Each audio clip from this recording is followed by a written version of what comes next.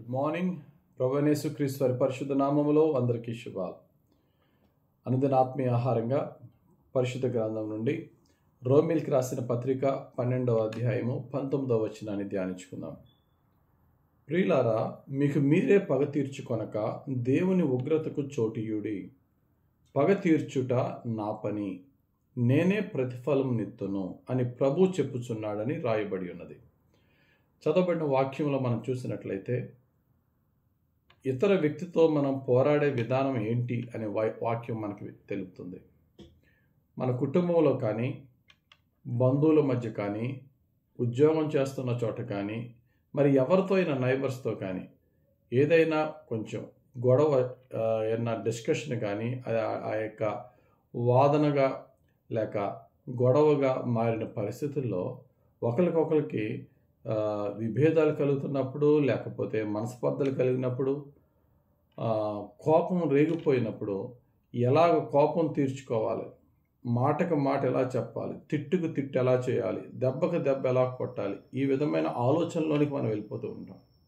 కానీ బైబిల్ ఏం చెప్తుందంటే, మీరు పోరాడే విధానం నేర్చుకోండి. క్రైస్తవులుగా మనం దెబ్బలాడే విధానం ఏంటి అంటే, ఒక పోరాటం మీ ముందు పెడుతున్నాను. ఆ పోరాటం ఏంటంటే, సాతానునికి దేవుని దూత అయినటువంటి మిఖాయేలుకి మధ్య ఒక గొడవ. ఆ గొడవ ఎలా జరిగింది అనేది మనం చూస్తే యోధా పత్రికలో ఈ మాట ఉంటుంది. 1వ అధ్యాయము యోధా పత్రికలో 9వ వచనం. అయితే ప్రధాన దూత అయిన మిఖాయేలు అపవాదితో వాదించుచు మోషే యొక్క శరీరమును గూర్చి తర్కించినప్పుడు దూషించి తీర్పు తీర్చ తెగింపక ప్రభువు నిన్ను గద్దించునుగాక అనెను. అయితే ఇక్కడ సందర్భం ఏదైనప్పటికీ ఒక గొడవ జరిగింది, ఒక దెబ్బలాట జరిగింది. ఎవరికి? మిఖాయేలు దేవుని పరిశుద్ధ దూతకి, మరి పడిపోయిన దూత సాతాను అయినటువంటి ఆ యొక్క అపవాదికి దెబ్బలాట జరిగింది. ఆ దెబ్బలాటలో అపవాది వాడు నోటికొచ్చినట్టు మాట్లాడేవాడు. వాడు ఎవరిని లెక్క చేయడు. వాడు మాట్లాడిన మాటలకి మిఖాయేలు కోపం వచ్చి మిఖాయేలు దూషించవచ్చు, మిఖాయేలు దెబ్బలాడచ్చు. కానీ కనీసం మిఖాయేలు సాతానుడితో దూషింప తెగింపక అనే మాట ఉంటుంది. దూషించి తీర్పు తీర్చ తెగింపక ప్రభువు నిన్ను గద్దించునుగాక అనెను. అంటే అర్థం ఏంటంటే, మిఖాయేలు చేసిన పని ఏం చేశాడంటే, దేవునికి ఆ శిక్షను అప్పగించాడు. శిక్షించలేదు, దూషించలేదు, తీర్పు తీర్చలేదు. మిఖాయేలు దేవుని పిల్లలకి రిప్రజెంట్ చేస్తున్నాడు. దేవుని పిల్లలు ఏ విధంగా ఉండాలో మిఖాయేలు మనకు చూపిస్తున్నాడు.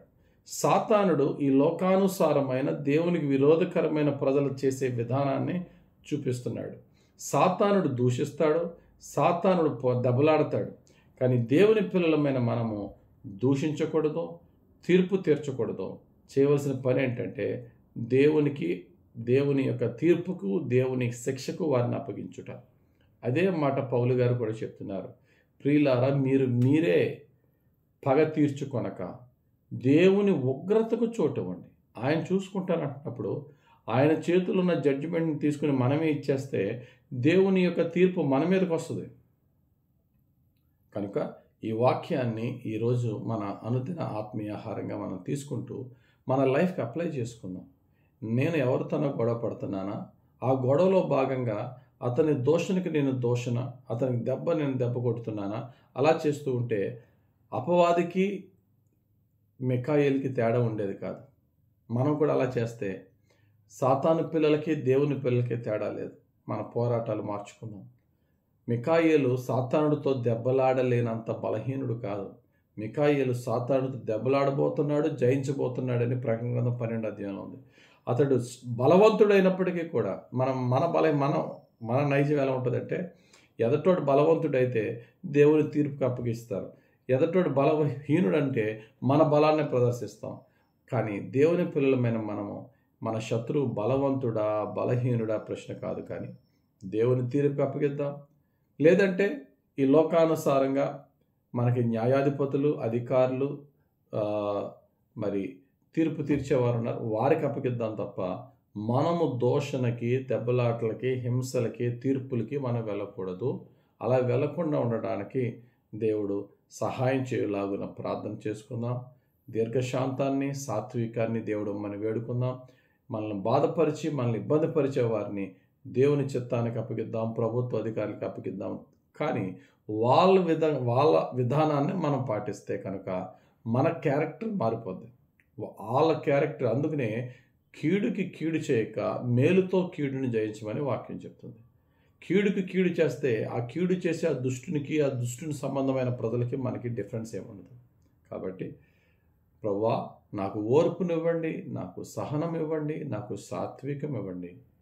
ప్రతి విషయంలో పగ తీర్చుకొనక నీ ఉగ్రతకు చోటిచ్చి, నీ జడ్జిమెంట్, నీ తీర్పుకు చోటిస్తూ ఒక మిఖాయేలు వలె యెహోవా నిన్ను గద్దించును, ప్రభువు నిన్ను గద్దించునని అతడు ఏ విధంగా పోరాడాడో అటువంటి మిఖాయేలు లాంటి పోరాటం మాకు ఇవి ప్రభు అని దేవుడిని అడుగుదాం.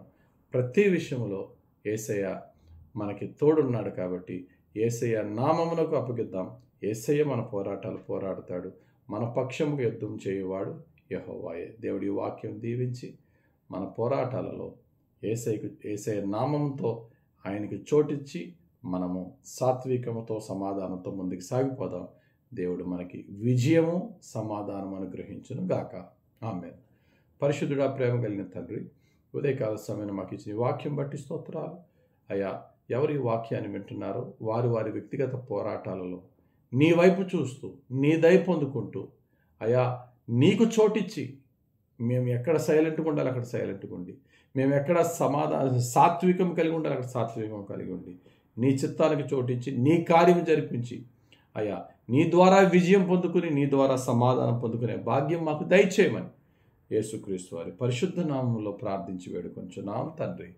ఆమేన్. తండ్రి యొక్కయు, కుమారుని యొక్కయు, పరిశుద్ధాత్మ దేవుని అభిషేకం హెచ్చుగా మనల్ని అభిషేకించి ప్రభు మార్గములో మనల్ని నడిపించి మనల్ని దీవించునుగాక. Amen. God bless you. Have very blessed day.